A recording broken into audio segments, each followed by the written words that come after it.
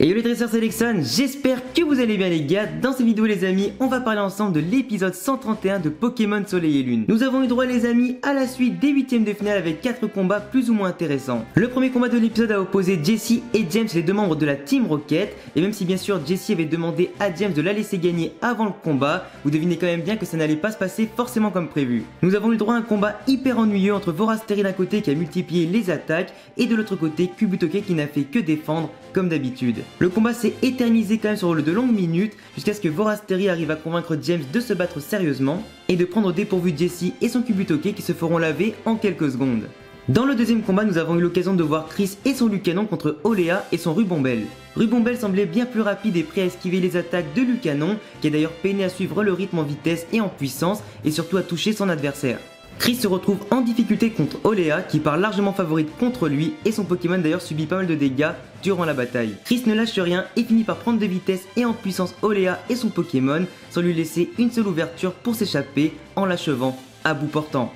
Dans le troisième combat, nous avons pu observer le meilleur combat du jour entre Kawe et son ossature d'Alola face à Margie et son Ectoplasma. Les deux Pokémon se font face et multiplient les enchaînements en se rendant coup pour coup, ce qui va faire grimper l'esprit de compétition de chaque dresseur et la tension dans ce duel indécis.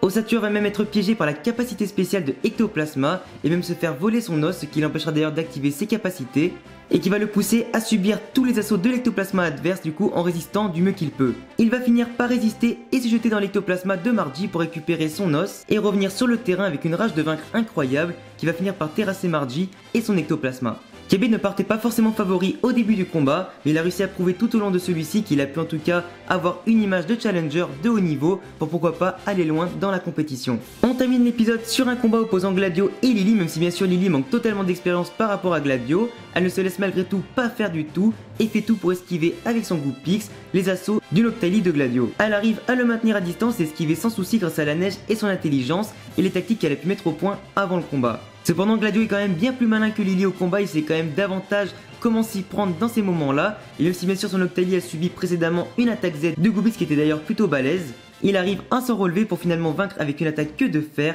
le petit Goupix de Lily, accédant ainsi au quart de finale. Les tirages au sort ont en tout cas dévoilé les combats des quarts de finale que nous verrons du coup dans le prochain épisode.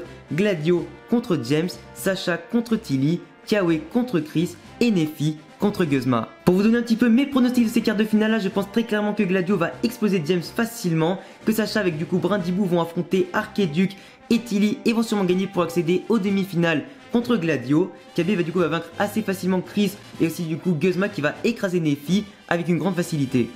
En attendant les amis, je vous laisserai me donner en commentaire vos impressions par rapport à du coup tous les 8ème de finale que nous avons vus dans la Ligue de Alola, ou éventuellement aussi vos pronostics par rapport aux quarts de finale que nous verrons dans les prochains épisodes. Je vous laisse aussi les amis vous abonner, cocher la cloche, laisser un pouce bleu si vous aimez mes vidéos, l'anime Pokémon, si vous avez aussi envie de suivre la suite de l'animé de la Ligue Pokémon d'Alola avec moi. Je vous laisse aussi le lien de mon Insta et de mon Twitter et tout en tout cas dans la description, et à bientôt pour prochaine vidéo. Ciao les gars.